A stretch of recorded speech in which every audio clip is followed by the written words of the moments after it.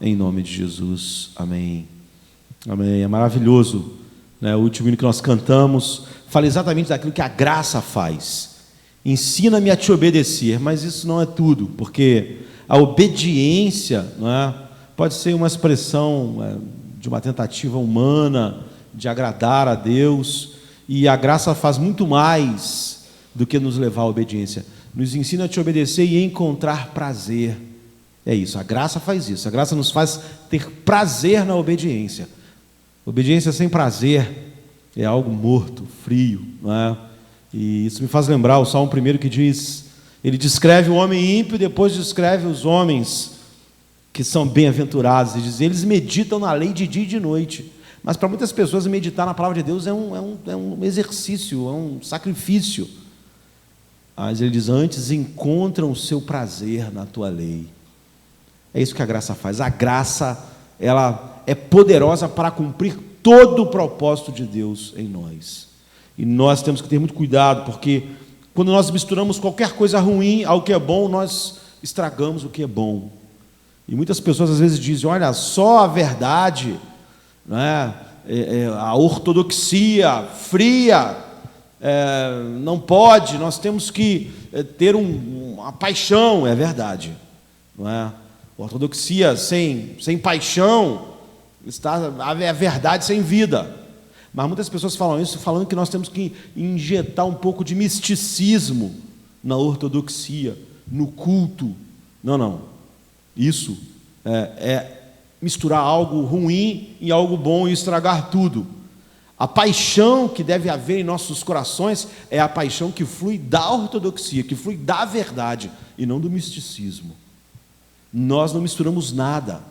A graça de Deus vai ser, e é a única coisa que vai nos levar até o fim do caminho, vai produzir em nós prazer na lei do Senhor, o prazer na vida para Deus, o prazer na obediência, o prazer na santificação. É essa graça que nos justifica, que nos faz e nos coloca além de toda a condenação.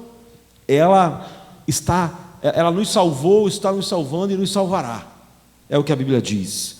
E nós precisamos não permitir que nada seja misturado, ou que nada flua de fora da verdade. Não precisamos da ortodoxia, da verdade e mais o misticismo. Nós precisamos da paixão que a verdade produz, que a graça produz em nossos corações. Então, incendiarmos de amor pela verdade de Deus, por Deus.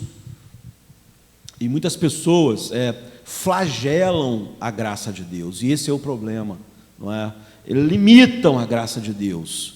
E há um rapaz chamado Corey Byrne, que em 10 de junho de 2010 estava mostrando o seu animal de estimação a um outro amigo, não é? E colocou o animal de estimação, que era uma jiboia de 25 quilos, assim, em volta do corpo, mostrando, não é?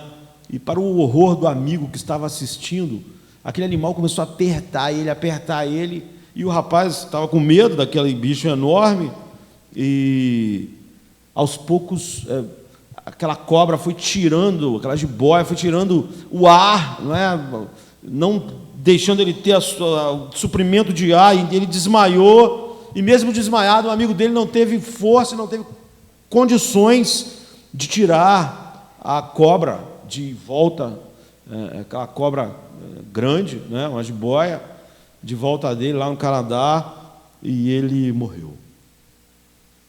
E nós tiramos uma lição importante disso. Alguns animais não podem ser domados, sabe? Você pode pegar uma jiboia, chamar ela de Terezinha, não é? Você pode criar ela com todo carinho, dar comida nela, falar com ela igual as pessoas falam com o bebê, daquele jeito meio ridículo, não é? Você pode achar que ele é um bichinho, você pode dar a ela um nome bonito, você pode cuidar dela com carinho, mas você não pode tirar dela o aspecto selvagem que ela tem. Não pode. Não importa quanto tempo, ele estava há anos com aquela cobra, há anos alimentando aquele animal constritor, e depois de tudo, depois de anos sendo alimentado por aquele rapaz, cuidado por ele, aquilo ainda era uma cobra. todo aquele cuidado, todo aquele carinho, não fizeram daquele bicho outra coisa. E é a mesma coisa com o pecado. Muitas pessoas entendem a graça como uma maneira de Deus te salvar, e você ainda brincando com o pecado, colocando ele em volta do pescoço, chamando ele por nomes bonitos. E muitas pessoas acham que graça é exatamente isso, e que é isso que a graça faz. A graça não é simplesmente a libertação da pena dos nossos pecados, ela é o poder para uma nova vida. Ela é muito diferente da lei, porque ela simplesmente não diz, ensina-me a te obedecer, mas encontrar prazer. A graça coloca um novo coração que sente um prazer em Deus que leva à obediência. Você não precisa de um pouquinho de qualquer outra coisa misturada à graça para ela completar aquilo que só ela pode fazer. Você pode abraçar o pecado como um animal de estimação, mas você não vai torná-lo menos perigoso. O objetivo da graça não é fazer os homens poder brincar com jiboias assassinas. O mal não pode ser domesticado. O mal não pode virar um bichinho de estimação. O pecado está sempre prestes a atacar, não é? Em Romanos 5:21, o apóstolo Paulo diz: assim como o pecado reinou na morte, também a graça reine pela justiça, para conceder vida eterna, mediante Jesus Cristo nosso Senhor. A graça reina pela justiça. A linguagem de ação na vida cristã é dura. Ela diz que você tem que odiar o pecado, e nós devemos odiar o pecado.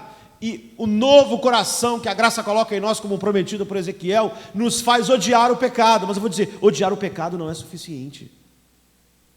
Odiar o pecado é necessário, mas a Bíblia fala sobre matar o pecado, assassinar, ter um instinto assassino em nós.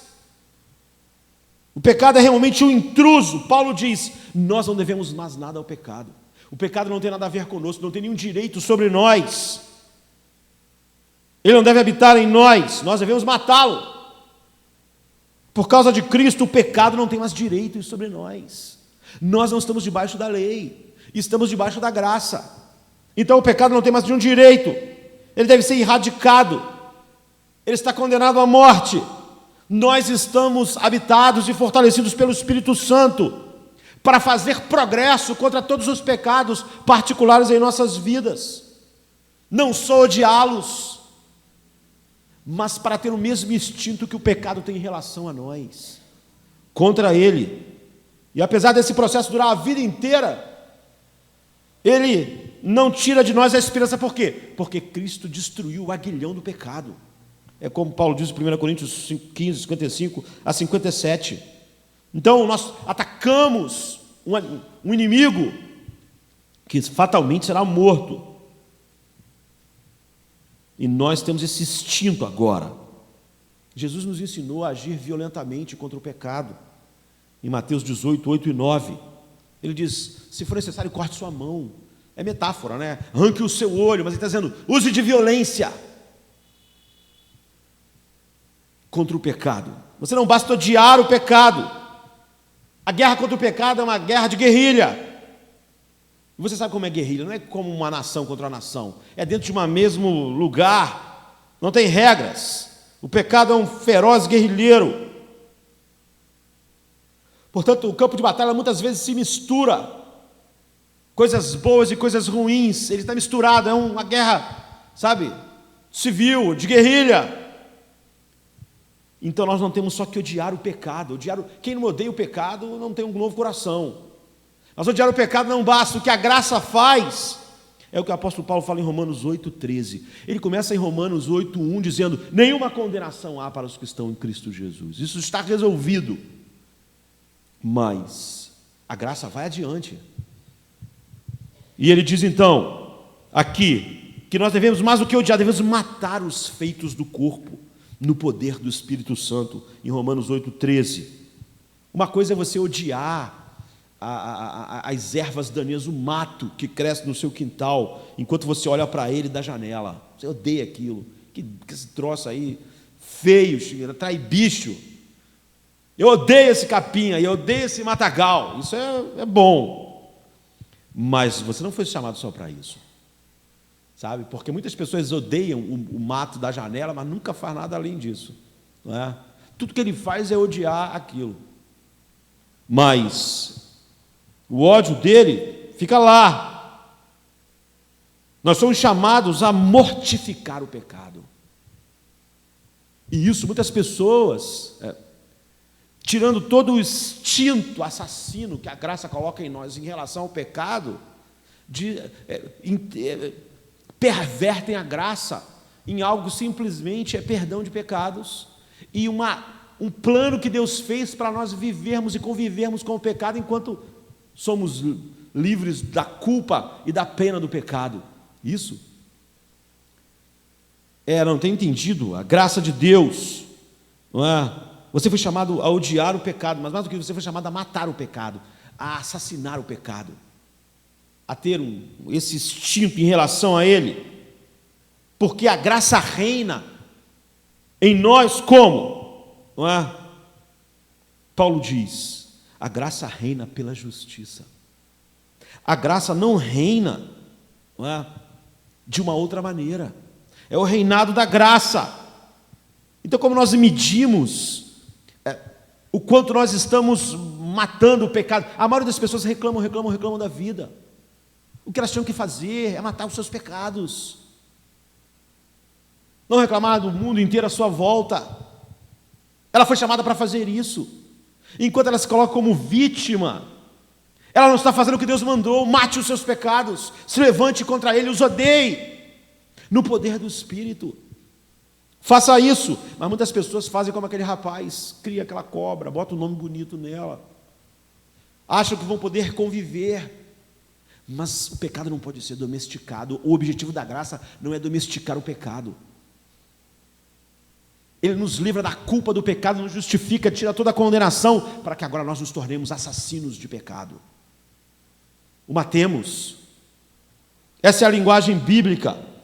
A graça salvadora é medida, sabe?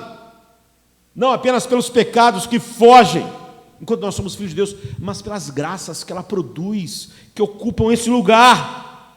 Então a graça, ela não reina pela libertinagem, ela reina pela justiça. É o que o apóstolo Paulo diz. Então nós temos que entender a natureza do pecado, sabe? Se nada for feito, ele sempre destrói.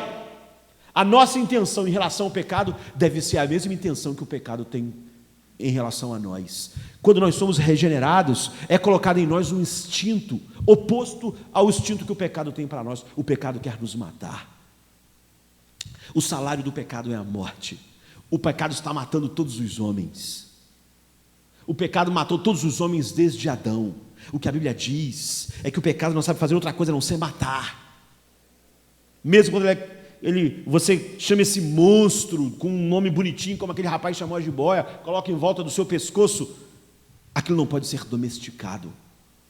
Nos filhos de Deus, há o mesmo instinto em oposição ao pecado. Não há só um ódio, há um desejo de matar. Há um filme que se chama Desejo, é isso.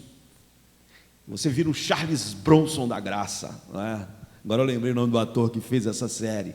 Há um desejo de matar o pecado, não só um ódio, ele é horrível, não. Você quer matar o pecado em você. Mortificar o pecado é o que a Bíblia diz. Morte e destruição é o que o pecado produz. Morte e destruição é o que nós queremos fazer com o pecado. Paulo então diz em Romanos 8,13: se você vive de acordo com a carne, você vai morrer, você morre. Mas se pelo Espírito você fizer morrer as obras do corpo, vocês vivem. O que é viver no Espírito? É viver matando pecados, não é?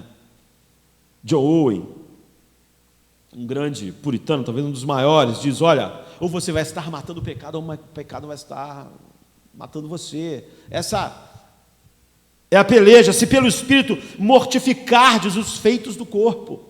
Agora aqui já está estabelecido que nenhuma condenação há para os que estão em Cristo Jesus. Agora eles estão com esse novo coração. Se você ler tudo que os puritanos escreveram, ele é um guia de batalha, não é? Não é como muitos livros que nós lemos hoje, que é um guia para passear na floresta observando borboletas e olhando a beleza da natureza. Não, é um guia de campo de batalha. O contexto da Bíblia para nós é um contexto de guerra. O objetivo é vida e morte, matar ou ser morto. Nós não podemos mais ser mortos pelo pecado, por causa do que Cristo fez. Então agora nós estamos em vantagem. Nós temos que matar um inimigo que no fim não pode nos matar. Nós estamos agora sobre a ordem de fazer isso. E nós precisamos de instruções detalhadas. Hoje nós não vamos falar sobre essas instruções bíblicas, mas eu quero mostrar como isso é a boa notícia do Evangelho, como isso é o que a graça faz, como ela vai muito além de tirar a nossa culpa. Agora, na Idade Média, e hoje ainda, muitas pessoas quando pensam em mortificação e santificação, elas pensam em algumas coisas que elas inventam para fazer contra o corpo. E 1 Timóteo 4,3, Paulo diz: como as pessoas proíbem o casamento e exigem a abstinência de alimentos que Deus criou para serem recebidos com ações de graças. As pessoas pensaram que isso é que era mortificação, não comer isso, não comer aquilo, não vou casar, vou ficar ali naquele quarto orando o dia inteiro. E Paulo diz mais em Colossenses 2, 21 e 23: não toques, não proves, não manuseis, as quais coisas todas perecem pelo uso, segundo os preceitos e doutrinas dos homens. É óbvio que ele está falando não toques, não manuseis, de coisas que os homens mesmos inventaram, como coisas que eles não deviam fazer, achando que estavam atacando aquilo que deviam atacar, quando na verdade eles mesmos inventaram aquelas regras, não Deus. É óbvio que o que Deus diz para não tocar, não se deve tocar. As quais têm, na verdade, alguma aparência de sabedoria, em devoção voluntária, humildade e em disciplina do corpo, mas não tem valor nenhum, senão para a satisfação da carne. É uma espiritualidade extramundana. Você inventa coisas, ou então, em vez de aprender a usar as coisas neutras, você finge uma espiritualidade ao proibi-las. Então, nós somos chamados para matar, não é? Nós não podemos domesticar o pecado. E a salvação, a graça não reina pela libertinagem, mas pela justiça. Então, o que Paulo chama de carne, obras do corpo. Em Romanos 8,13, se nós lermos Colossenses 3,5, nós temos uma visão. Portanto, ele diz assim: mortificai, portanto, o que é terreno em você. A imoralidade sexual, a impureza, paixão, qualquer desejo maligno, amor ao dinheiro, que é idolatria. Mortifiquem, ataquem. Não é simplesmente dizer: olha, eu não quero amar o dinheiro, eu não quero viver em função do dinheiro. Ataque isso. Faça guerra. Esta lista de pecados esclarece que Paulo, quando fala para matar o que é terreno em você, está falando sobre os desejos pecaminosos, ou tudo que nos leve nessa direção. Essa interpretação ainda é mais clara quando nós vamos para Gálatas 5,24. Gálatas foi escrito como um canto de graça contra todo legalismo,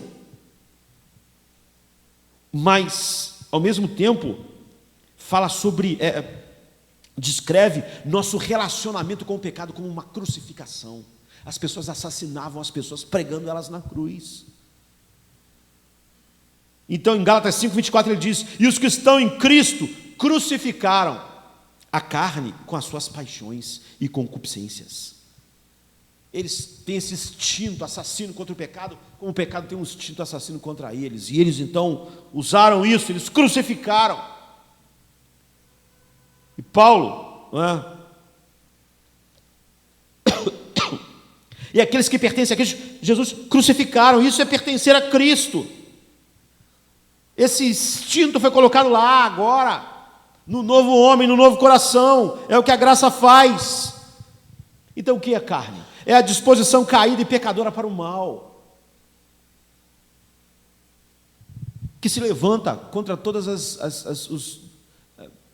os desejos e anseios que o Espírito Santo colocou em nós, na nossa nova natureza, em Cristo. Nós não somos passivos, nós não ficamos, a justificação é uma coisa completamente passiva. Cristo, nós somos justificados em Cristo, nenhuma condenação há pelo que Cristo fez. Justificação, santificação não, é a operação do Espírito Santo em nós. nos impulsionando num instinto assassino contra o pecado. Nós não pegamos o pecado, a jiboia do pecado, né, como falei no início, e tratamos como se fosse um bichinho que eu posso me evitar, mas controlar, até transformar aquele bicho selvagem, imortal, num bichinho de estimação que pode estar sob o meu controle. O foco da mortificação, então, não é o nosso corpo físico em si, mas todas as paixões pecaminosas que muitas vezes sim se expressam através do corpo. Mas o alvo é o coração, o nascedouro. A mortificação impede todo tipo de atos, mas porque ela não está focada nos atos, mas e sim no pecado em si. E há muitas maneiras de matar uma cobra. Eu estava pensando isso quando li a história do rapaz, né? Você pode, sei lá, esmagar uma cobra com uma pedra, não é? Ou com uma coisa pesada. Ou então você pode não dar nada para a cobra comer, até ela morrer de fome. Se ele tivesse feito isso, não tinha morrido. Você pode jogar fogo na cobra, gasolina, e queimar ela. Você pode, então, fazer o oposto. De vez de jogar fogo, você pode afogar a cobra, não é? Você pode cortar a cabeça dela e sair correndo, se você... Você pode escolher um método de matar a cobra, mas em cada um deles, matar algo, assassinar algo, você tem que privar daquilo que ele precisa para viver. É o que as pessoas fazem. Crucifica, eles botavam o cara numa posição onde aquela pessoa não recebia mais o que é necessário para viver. Ele ia morrer. Sabe? Quando eu falei esmagar a cabeça, o bicho precisa de cérebro para viver. Se você esmaga a cabeça, ele morre. O bicho precisa de alimento para viver. Se você não dá comida, morre. Precisa de ar para viver. Se você bota ele debaixo d'água, ele morre. Ele precisa de um ambiente hospitaleiro para viver. Se você botar um bicho num ambiente completamente que é abrasivo para a vida, ele morre, como nós. Então, nós temos que atacar tudo que faz, sabe, o pecado viver. Nós temos esse instinto agora. Nenhum de nós pode matar o pecado em nossa própria força. Sabe? Jesus não chamou nenhum de nós para sermos santos antes de nos salvar. Ele primeiro nos salvou. Ele primeiro diz: nenhuma condenação há. Você está livre. Você está em mim. Você não está mais debaixo da lei. Nada pode mais te condenar. Agora você vai mortificar o pecado. O meu espírito em você colocou em você um coração que não só odeia o pecado, que odeia, mas faz mais do que odiar, mais do que aquela pessoa que odeia o mato olhando pela janela. Porque uma coisa é odiar, outra coisa é você se sujar de terra, pegar a enxada, o ancinho e atacar o mato. O Filho de Deus, ele não é só aquela pessoa que odeia, mas é aquela pessoa que está lá sujo na batalha. Ele acorda de manhã para ir lá sujar a mão e se enfiar lá na mortificação daqueles matos do pecado. Ele não fica orando a Deus. A santificação não é como a justificação, em que você é passivo. Deus opera em você e você então é ativo.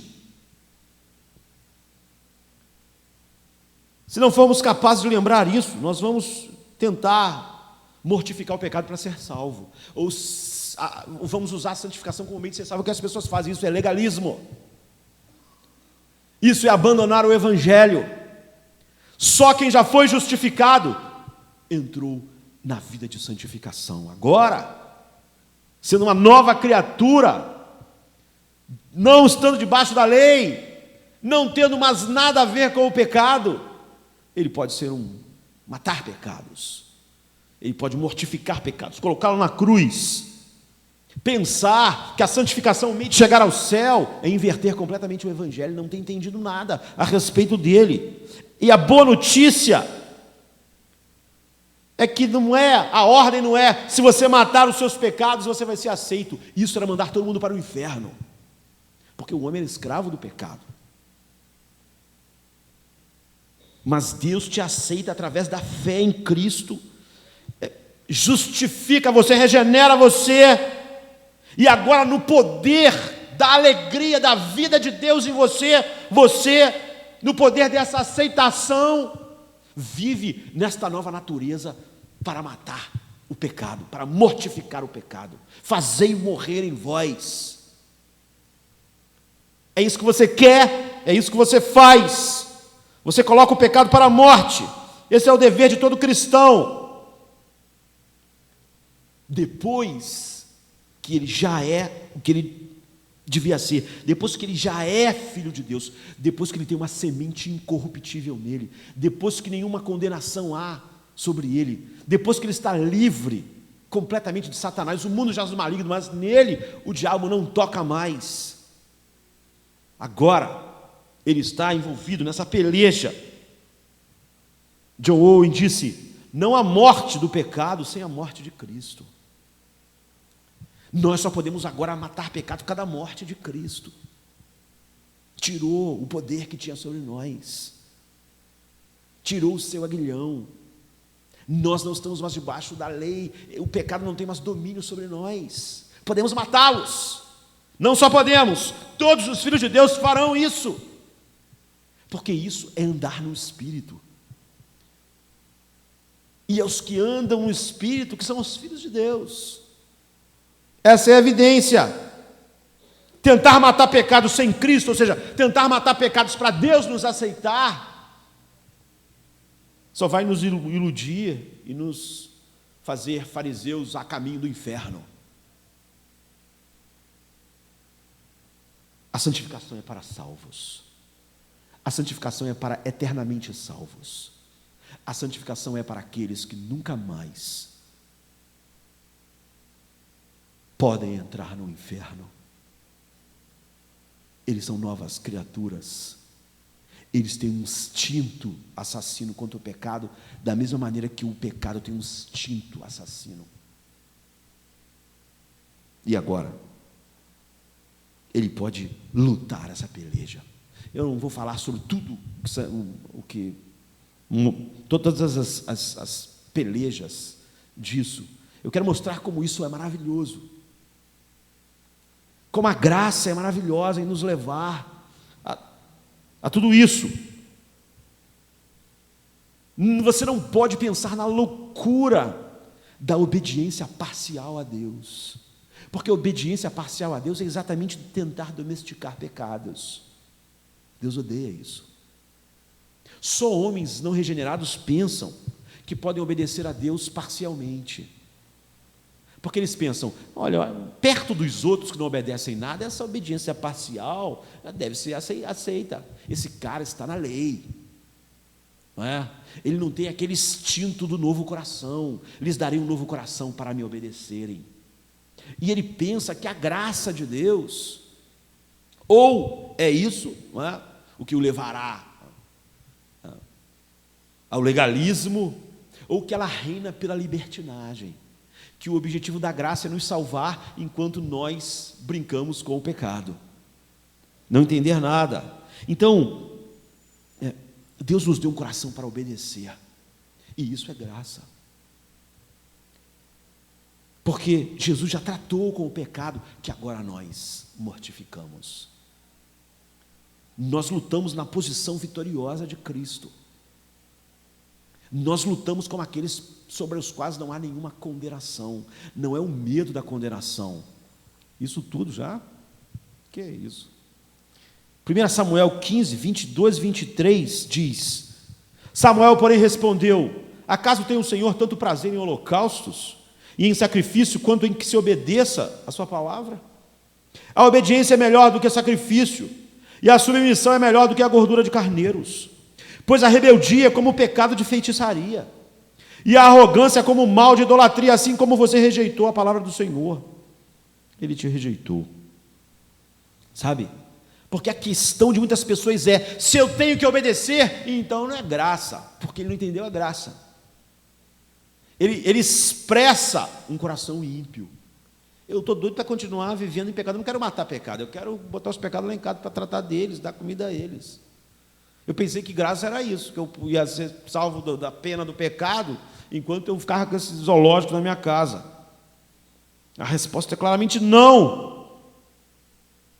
O Senhor tem prazer em holocaustos, sacrifícios, Ou seja, ele tem prazer em ser cultuado sem que alguém o obedeça? Não! O propósito da graça é exatamente levar o homem à exaltação de Deus. Ele se agrada da obediência. Deus tem prazer na obediência. Só o que exalta a Deus é a obediência. Entender a graça, que é desassociada da obediência, não é entender nem Deus, nem a graça, nem o Evangelho, não é entender nada. É estar indo a caminho do inferno. Agora, muitas pessoas pensam: pastor, se eu tenho que obedecer, onde está a boa notícia? Não é? Porque quando eu penso em obedecer, eu já fico desanimado. Eu não sou aquele cara do Salmo 1, antes tem seu prazer na lei do Senhor e nela medita de dia e de noite. Eu não tenho prazer nenhum. Seria melhor ele enfrentar o fato de que ele não tem um novo coração. Muitos ouvem o chamado bíblico para a obediência como se fosse algo que não é evangelho. E ele ouve isso como tons ameaçadores. E ele, em vez de chamar a tentativa do ser humano de se tornar aceitável a Deus e ser salvo pelo que ele faz, justificação de legalismo, que ele chama de legalismo a obediência daqueles que já foram salvos e justificados pela graça de Deus, estão sendo salvos e vão ser salvos.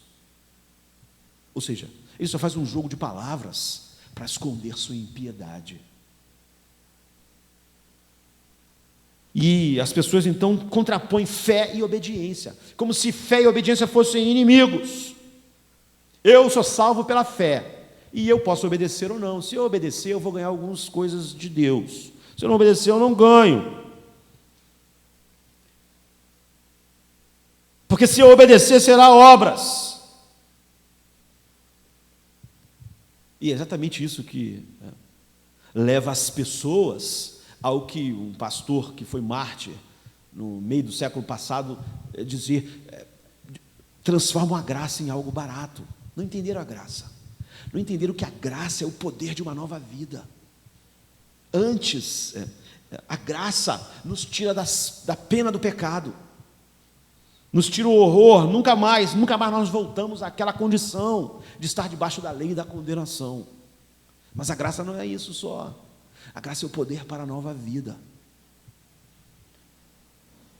Então, quando Israel saiu do Egito e atravessou o deserto, em Êxodo 17, de 8 a 16, os amalequitas perseguiram Israel. E Deus deu a vitória.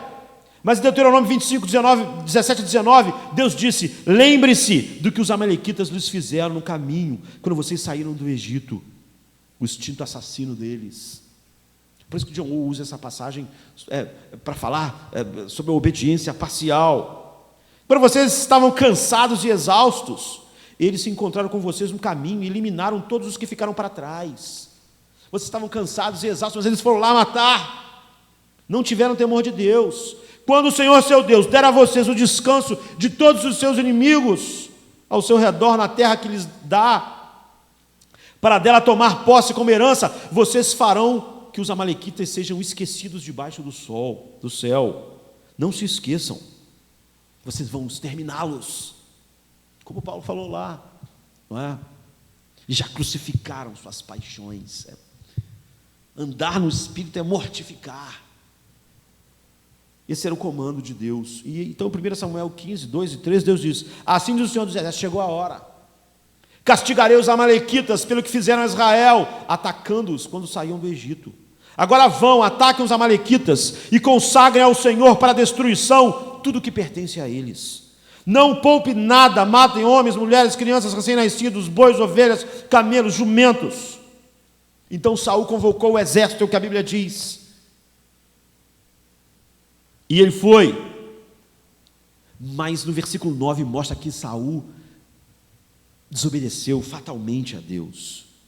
Diz: mas Saul e o exército pouparam Agag, que era o rei, e o melhor das ovelhas e dos bois, os bezerros gordos e os cordeiros, pouparam tudo o que era bom. Eles acharam que entre os amalequitas tinham coisas boas.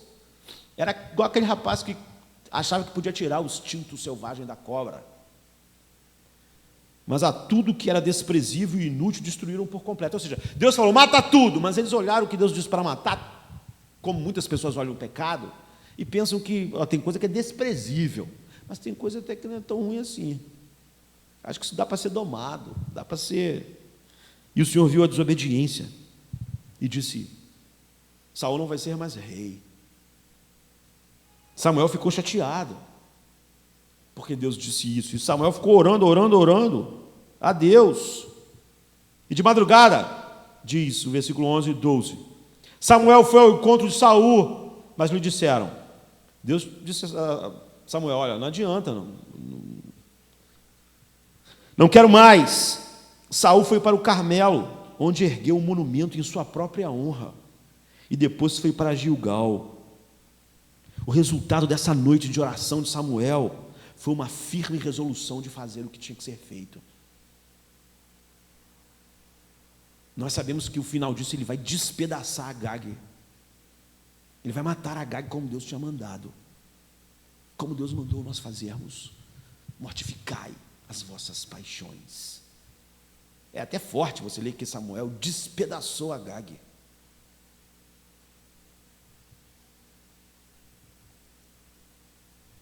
Então, Saul se encontra com Samuel, e Saul é essas pessoas que acham que podem realmente domesticar pecados e ainda exaltar Deus.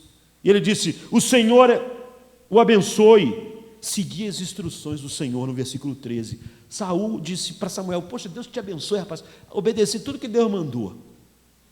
Fiz o que ele mandou, fui para a guerra, matei. Mas Samuel diz, mas eu estou ouvindo um som de ovelha, estou ouvindo uns boi mugindo. Se tu tivesse obedecido Deus, eu acho que não estaria ouvindo nada. Que som é esse?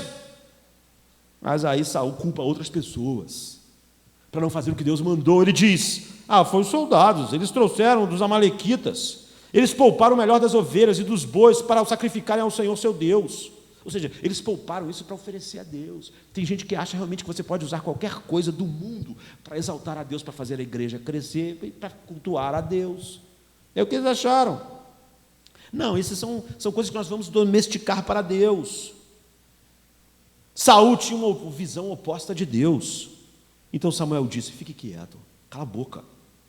É porque a Bíblia não usa assim, fique quieto, cala a boca, chega. Eu lhe direi o que o Senhor falou esta noite para mim. Respondeu Saul, diga-me, o que ele falou? Samuel disse, embora pequeno aos seus próprios olhos, você não se tornou o líder das tribos de Israel. O Senhor o ungiu como rei sobre Israel e enviou numa missão, ordenando, vá e destrua completamente aquele povo ímpio, os amalequitas, guerrei contra eles, até que os tenha eliminado. Por que você não obedeceu ao Senhor? Porque se lançou sobre os despojos e fez o que o Senhor reprova. Disse Saul, mas eu obedeci ao Senhor, eu cumpri a missão que o Senhor me designou. Trouxe Agag, o rei dos amalequitas, mas eu exterminei o resto, só poupei o rei. Os soldados pegaram as ovelhas e os bois do despojo, o melhor do que estava consagrado a Deus para a destruição, a fim de os sacrificarem ao Senhor num culto em Gilgal. Sabe? Ele é pressionado por Samuel até que ele admite, pequei contra Deus. Foi pecado mesmo. Violei a ordem do Senhor e as instruções que Ele me deu, porque eu tive medo dos soldados e lhes atendi. 1 Samuel 15, 24. Essa é a situação. Deus odeia desobediência. Deus não tem um plano para fazer desobedientes. Ele tem um plano. A nova aliança e a graça é, lhes darei um coração novo para que me obedeçam. Deus ama a obediência. Ele odeia, ele disse, para mim é como um pecado de feitiçaria, se as pessoas se reunirem para fazer feitiçaria, é a mesma coisa. Quando alguém acha que pode me honrar em desobediência. Agora, Deus odeia a desobediência. E quando Ele nos dá um novo coração, Ele nos dá um coração inclinado a Ele, e é aquilo que Ele ama. Por quê? As pessoas às vezes não entendem. Deus não é simplesmente arbitrário. Ele é santo. Porque Ele ama a obediência. E porque ele odeia a desobediência, porque ele odeia alguém pegar uma cobra, né, um pecado, e achar que pode domesticá-lo. Quando para ele ser exterminado, e para nos livrar da culpa deles, o filho dele foi pregado numa cruz. Ele diz agora: faça ao pecado aquilo que o pecado, não é, foi necessário para que o pecado morresse, feito ao meu filho. Matem. O pecado é anti-Deus, seja anti-pecado. Crucifiquem o pecado, como meu filho foi crucificado pelo pecado de vocês. Agora que vocês são novas criaturas, agora vocês têm um instinto assassino contra o pecado. Como o pecado sempre foi um assassino. Todos os homens que estão no inferno estão por causa do pecado. O salário do pecado é a morte. Tudo que o pecado faz, as pessoas que estão hoje no inferno, as pessoas que já morreram, elas achavam que o pecado era divertido, mas ele era como aquela cobra. Ele levou a fim, a intenção dele é matar, e ele vai até matar. Matem-no. Esta é a ordem. Uma ordem parecida com o que ele deu a Saul.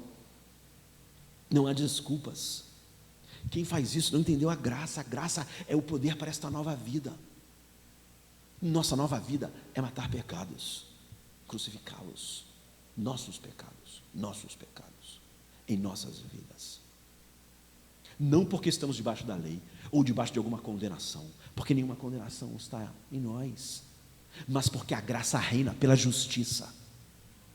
A graça não reina pelo pecado.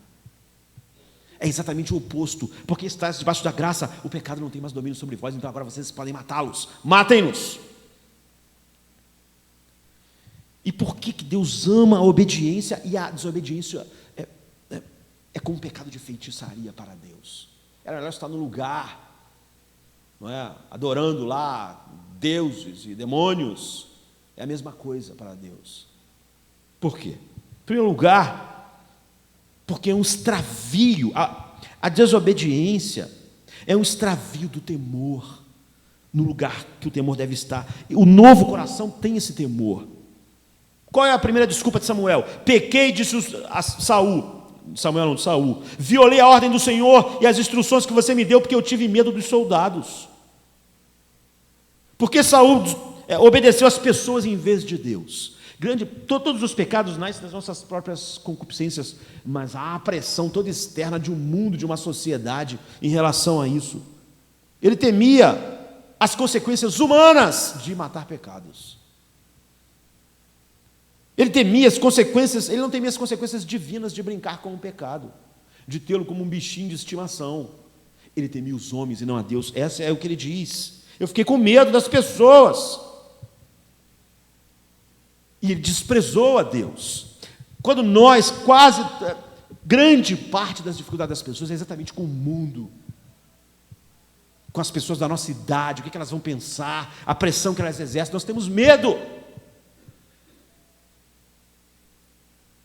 E é por isso que Deus, esse é um dos motivos pelo qual Deus ama a obediência, é porque a obediência é vivida, a graça faz você viver a obediência no temor do Senhor. Você não teme mais um homem como Samuel, e é isso que a Bíblia diz. Deus tinha falado através de Samuel para Saul, várias vezes para aquele povo: temam só a Deus, temam só a Deus. Por exemplo, em 1 Samuel 12,14 diz: se vocês temerem e servirem e obedecerem ao Senhor e não se rebelarem contra as suas ordens, e se vocês e o rei que reinar sobre vocês seguirem o Senhor, o seu Deus, tudo lhes irá bem. Temam a Deus, temam a Deus. Diz mais em 12,24: somente temam ao Senhor e o sirvam fielmente. Se vocês temerem a Deus, façam isso. Mas agora o próprio Saul está dizendo: não, eu não obedeci a Deus porque eu fiquei com medo dos soldados. Eu temi os soldados, não temi a Deus.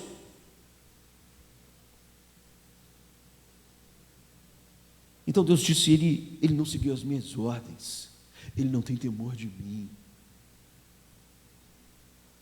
É isso que a desobediência revela.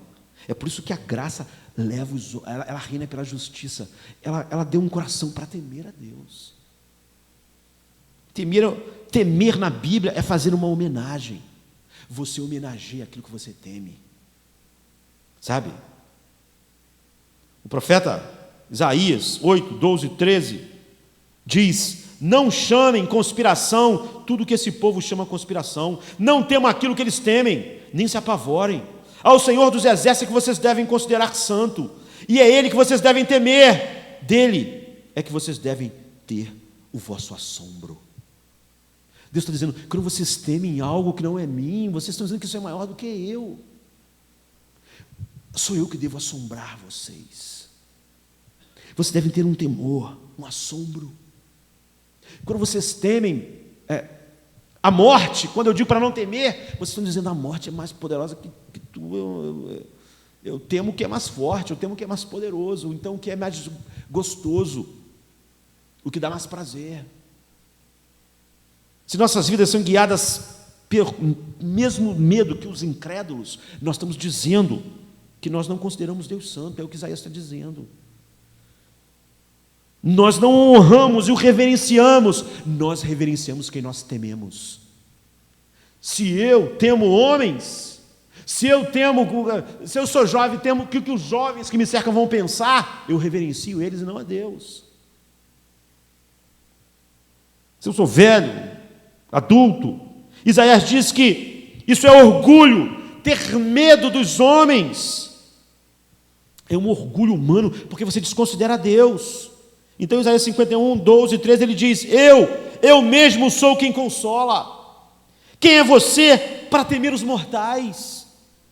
Os filhos de homens que não passam de relva, para que você esqueça o Senhor, aquele que fez você, que estendeu os céus e lançou os alicerces da terra, para que viva diariamente, constantemente apavorado, por causa da ira do opressor, que está inclinado a destruir. Pois onde está a ira do opressor? Deus está dizendo, quem é você para temer, quem eu digo para você não temer? Você é orgulhoso, é o seu orgulho que acha que você se acha muito para temer algo que eu digo que você não deva temer, você presta culto a isso. O medo do homem flui do nosso orgulho. Deus está dizendo, quem você pensa que é para temer o homem? Quem você pensa que é para dizer que o homem é maior do que eu? Quem você pensa que é para pensar que essas coisas podem me destruir, podem me vencer? Quem é você para, em vez de temer o que eu disse para você temer a eles e não temer a mim? Você acha que pode escapar das minhas mãos? Você acha que pode me desprezar? Você acha que entre temer a mim e esses inimigos, você deve temer a eles? Você está honrando eles. Quem é você para fazer isso? O apóstolo Pedro toma esse mesmo ensinamento de Isaías em 1 Pedro 3, 14 e 15 e diz, todavia, mesmo que venham a sofrer, porque praticam a justiça, ou seja, vivam o que Deus mandou, vocês serão felizes, não temam aquilo que eles temem, não fiquem amedrontados, antes, santifiquem Cristo como Senhor no coração, estejam sempre preparados para responder a qualquer um que lhes pedir razão da esperança que há em vocês, ou seja, não temer ao homem, diz Isaías, é considerar Deus santo. Pedro está dizendo, não ter medo do homem é reverenciar a Cristo. Não temam. Então, essa é a questão, sabe? Você santifica e tem reverência por Deus quando você não teme nada a não ser a Deus. Por isso que Deus ama a obediência. E por isso que a graça operando em nós nos leva à obediência, porque ela nos dá um coração que teme a Deus. Se você tem medo do homem, você começou a negar a santidade de Deus. E o valor do sangue de Jesus, e o valor de Cristo, e o valor de tudo que Ele é. Deus é infinitamente mais forte, Ele é infinitamente mais sábio do que a opinião da nossa sociedade e dos homens.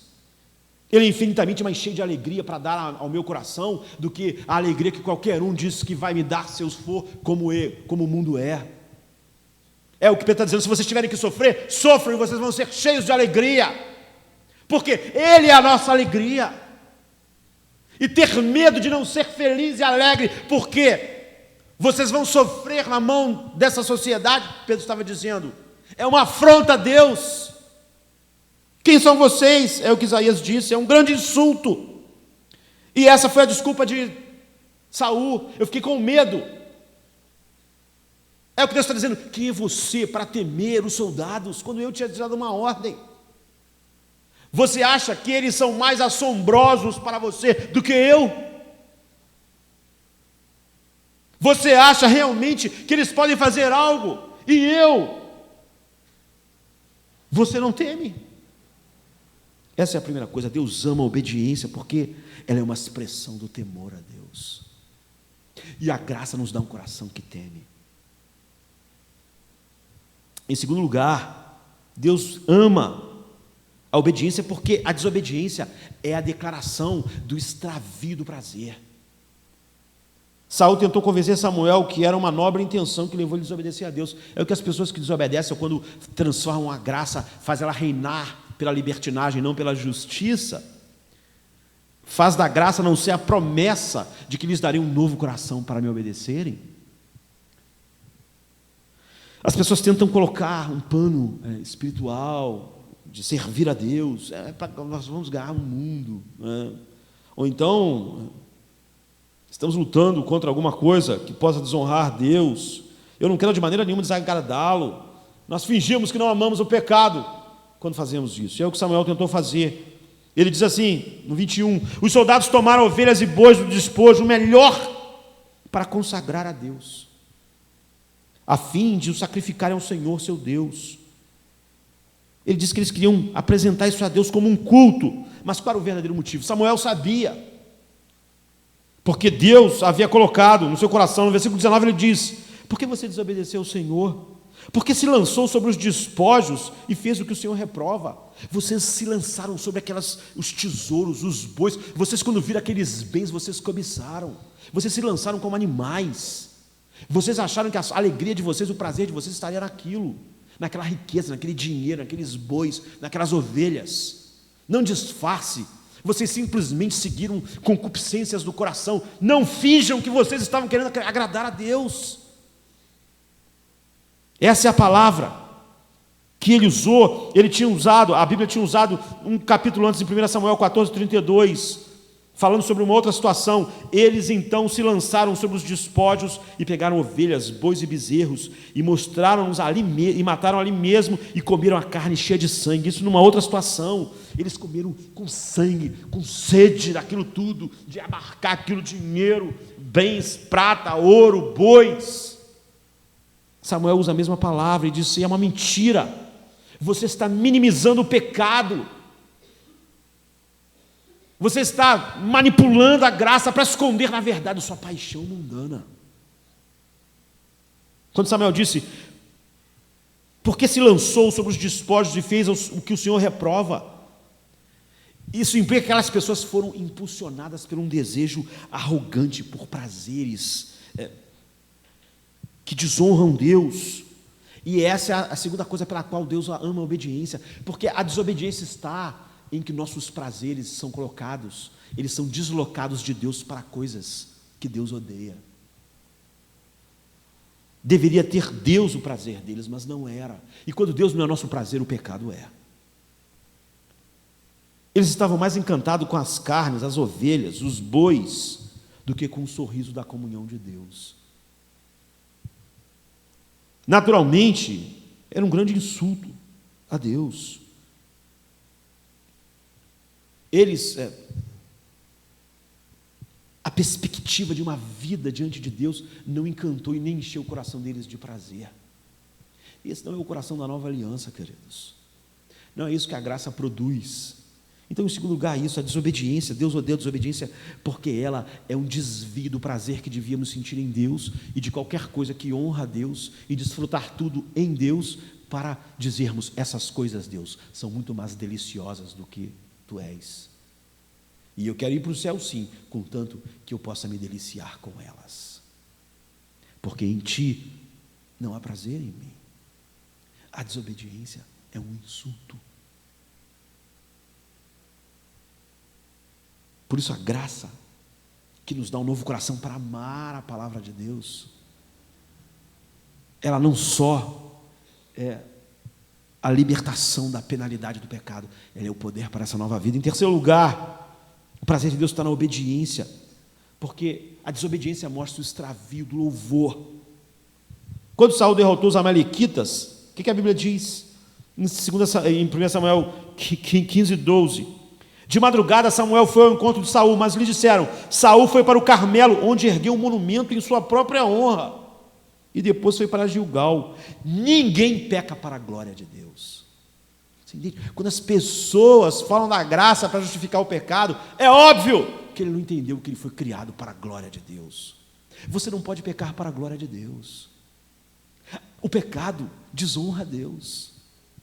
Uma pessoa consumida com a ideia da glória de Deus não pode ter uma relação com o pecado a não ser esse instinto assassino, não é? De mortificação. Por quê? Porque o pecado desonra a Deus, o pecado não pode glorificar Deus. Evidentemente, Saul não tinha esse interesse. A Bíblia diz o quê? Que ele saiu e ergueu um monumento para quem? Para ele mesmo. Ele fez um monumento para si mesmo. É isso que cada pecado é, um monumento para nós mesmos. É desprezar a glória de Deus. Nós sabemos que o pecado desonra a Deus, sim.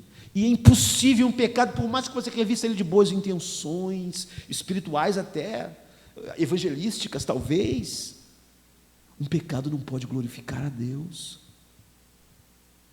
Sabe, Saul estava mais interessado na obtenção de um nome para ele, de ele ser um grande rei. Olha o monumento que eu fiz, eu venci a batalha. Como muitas vezes igreja se torna um monumento ao homem, como é grande, como nós somos espertos, como nós somos bons no que fazemos. Ele perdeu o louvor a Deus, porque ele levou o louvor para si mesmo. Todo pecado é isso. Esse pecado se torna ainda pior quando você lê o que 1 Samuel 15, 18 diz. E Samuel disse: embora pequeno, é o que Deus disse, aos seus próprios olhos, você não se tornou líder das tribos de Israel. O Senhor não te ungiu rei, não enviou você numa missão, você não era ninguém. É isso. Ele não disse: vai, destrua completamente aquele povo ímpio, os amalequitas, guerrei contra eles até que ele seja eliminado. Por que então você não obedeceu à voz do Senhor? Anteriormente, Saul concordava com Deus, porque quando ele foi ungido rei, ele disse assim: acaso não sou eu um benjamita, da menor das tribos de Israel, e não é o meu clã o mais insignificante de todos os clãs da tribo de Benjamim? Por que então Deus está me escolhendo para ser rei? Porque eu não sou nada, não sou ninguém. Logo depois, ele estava criando os monumentos para ele mesmo. Ele concordava com Deus que ele era um nada, mas agora não. Agora, ele já tinha um pensamento completamente diferente. Não, o pecado não pode glorificar a Deus, o pecado é um monumento ao homem. É um desvio do prazer, é um desvio do louvor de Deus para nós mesmos e para as coisas que nós achamos que nos dão prazer, mesmo que elas desonrem Deus. Ou seja, é fazer da nossa vida um monumento à desonra de Deus e não à sua glória. E Saul não estava mais satisfeito com a glória de Deus. Ele agora criava monumentos à sua própria glória. Em quarto lugar, Deus ama a obediência. E aqueles que o amam ganharam um coração para amá-la. Porque a obediência é como um pecado de feitiçaria. A desobediência é como um pecado de feitiçaria. O que é feitiçaria? É muito do que nós chamamos de culto hoje. O feiticeiro não está interessado na glória do Deus que ele está. Feitiçaria é a manipulação de poderes para fazer o que você quer. Eu dou alguma coisa a esse Deus, a esse ídolo, para que eu vou oferecer essa virgem para que a plantação seja boa. Feitiçaria é isso. Feitiçaria é a manipulação de poderes maiores que nós para fazer o que nós queremos. Eu quero boa colheita, eu quero prosperidade. Então, o que esse Deus exige? Esse Deus exige, sei lá, ele exige um bicho morto, ou um filho nosso morto, é um preço caríssimo, vamos dar isso. Porque aí a gente vai poder manipular o seu poder.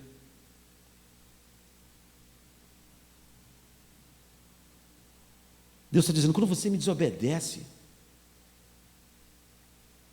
é isso, você pensa que pode manipular-me para o seu próprio reino, para o seu próprio propósito.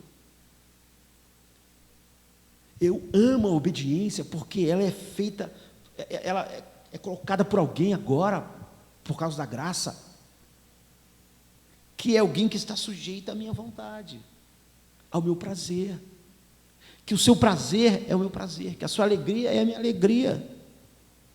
Samuel, porém, respondeu: acaso o Senhor tem prazer em holocaustos, em sacrifícios? Você acha que culto e feitiçaria é a mesma coisa?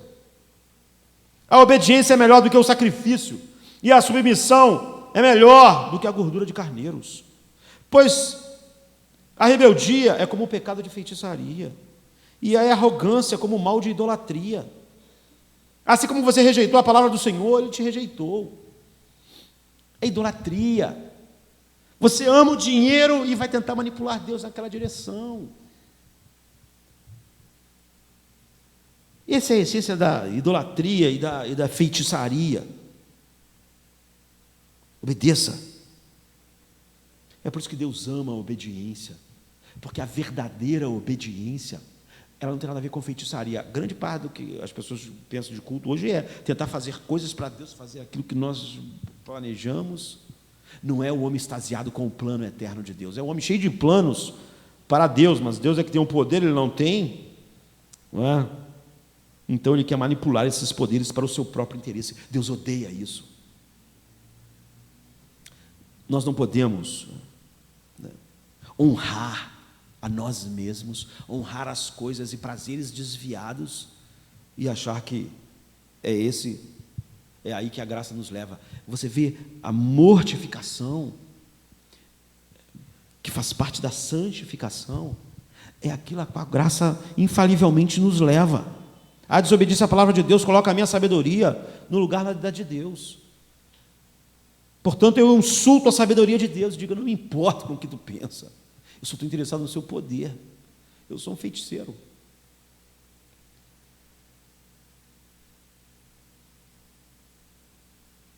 Ele diz: você se coloca acima do médico, acima de Deus, é um grande insulto. Ele não pode ter prazer. Em quinto lugar, a desobediência é idolatria. Porque a rebelião não é só como pecado de feitiçaria, é idolatria, é como a iniquidade, idolatria. Em outra versão, e a arrogância é como o mal da idolatria. Quando diz Deus uma coisa para nós, e você consulta a sua sabedoria para saber se aquilo é bom ou não, nós, na verdade, tomamos o caminho da idolatria. Nós idolatramos nós mesmos. Nós falamos: Deus, entre a tua mente e a minha, me desculpe, mas eu sei o que é melhor.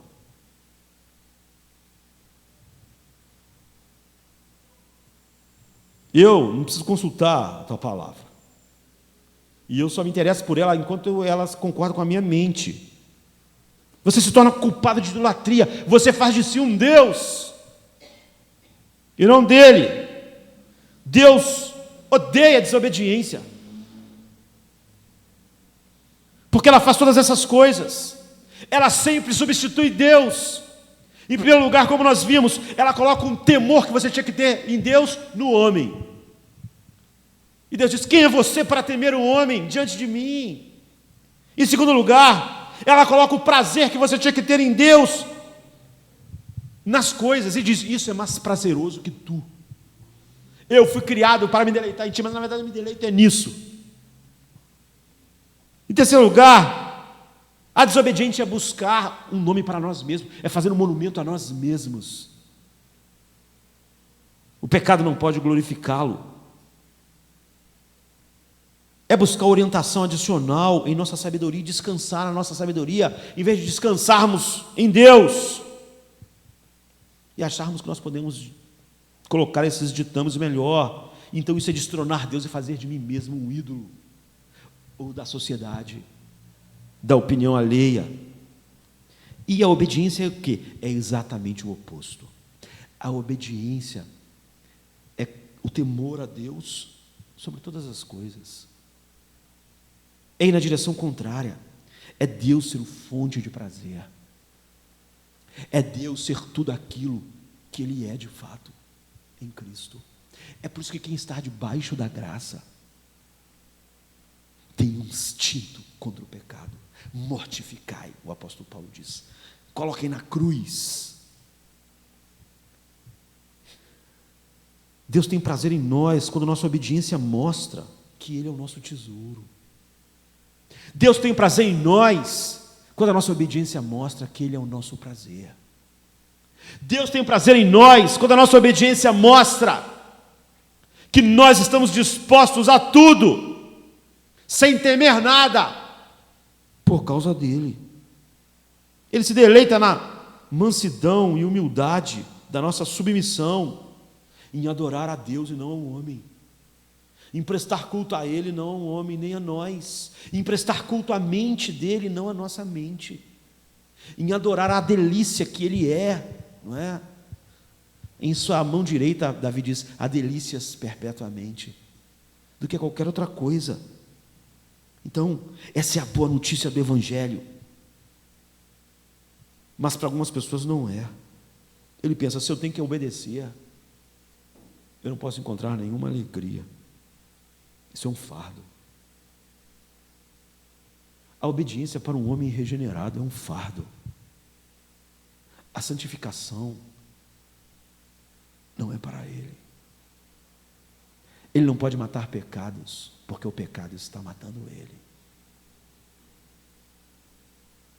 Ele não pode matar quem é mais poderoso e o está matando.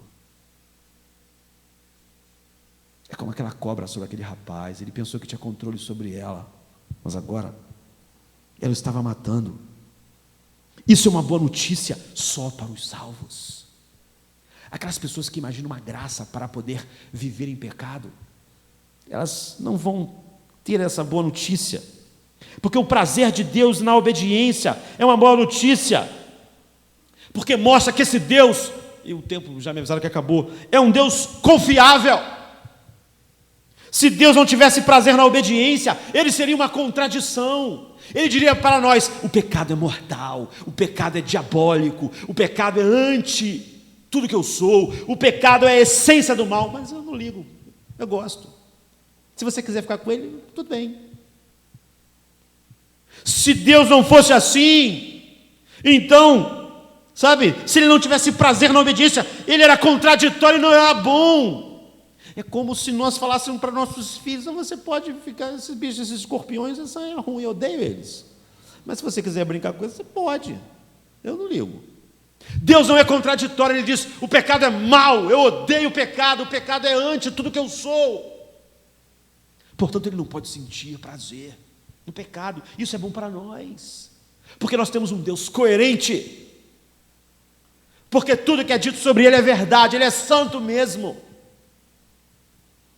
Ele é puro, Ele é bom. Agora, se tudo que Deus faz é para a glória do seu nome, e o pecado tira a glória, desonra a Deus, como é que Ele podia? Se Ele aceitasse o pecado, Ele estava dizendo, a minha glória não é tão importante. A minha glória não é uma coisa tão importante. Ele seria uma contradição. Ele seria, na verdade, duas caras, duas línguas. Ele diz que nós fomos criados para a sua glória, mas que se nós não vivemos para a sua glória, também isso não é muito importante. A beleza dele desapareceria, o Deus dos seus atributos perfeitos não existiria mais. Não existiria mais o Deus que nós adoramos. Desapareceria. Os nossos cultos de louvor seriam fúteis e vazios. Santo, santo, santo, porque Ele não seria. Tu és totalmente desejável, seria mentira. Nosso louvor, o cântico dos anjos, não faria mais sentido.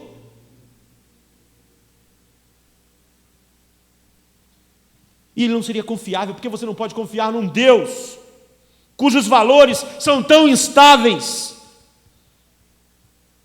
que Ele exalta a sua glória num minuto, só para depois aprovar um insulto à sua glória.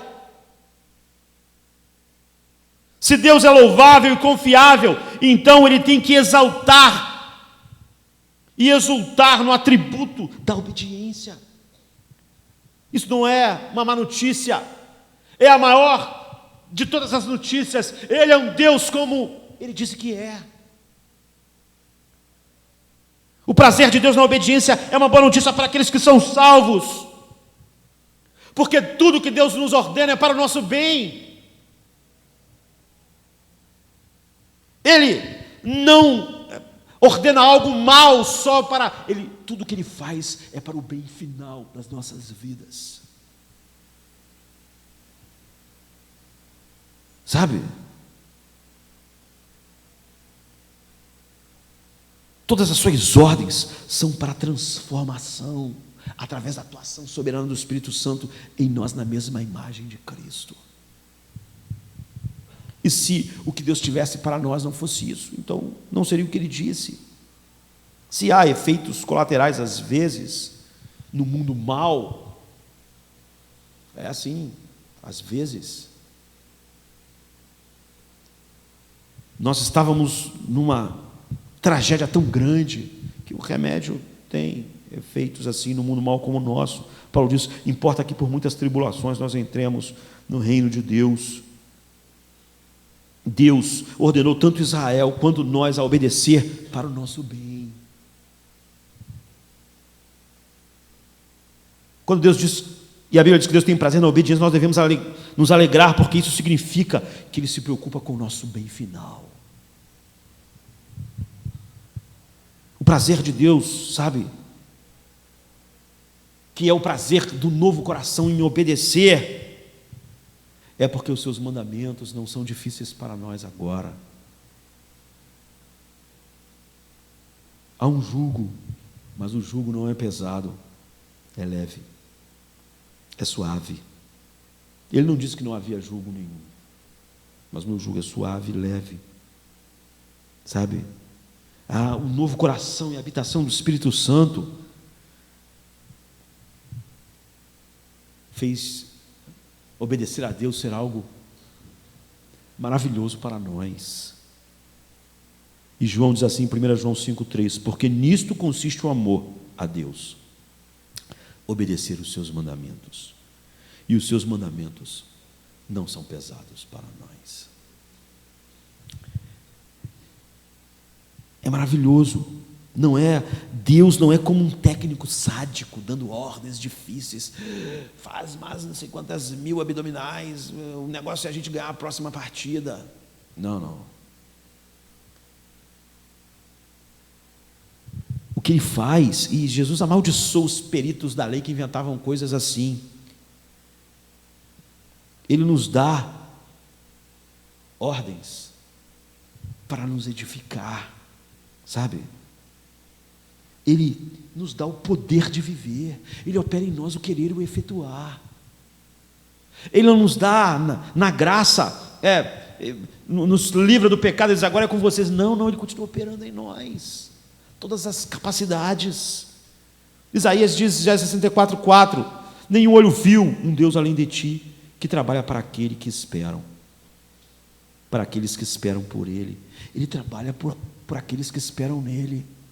Ele opera, Ele morre na cruz, Ele justifica. Agora Ele nos coloca no meio da batalha da mortificação, mas Ele coloca em nós o seu Espírito, e Ele opera em nós. Ele é a nossa força, Ele é a nossa capacidade. Nós lutamos contra pecados que foram derrotados, pecados que não podem nos matar. Nós estamos além de toda a condenação. É nesses termos que Ele nos coloca no campo de batalha. Vocês não vão perder, é impossível vocês perder. Esses pecados não podem matar vocês, esses pecados não podem condenar vocês, esses pecados não podem fazer mais nada com vocês. Matem-nos.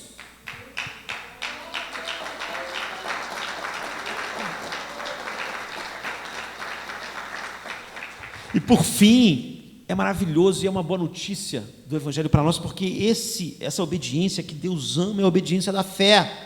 A fé e a obediência não são inimigas.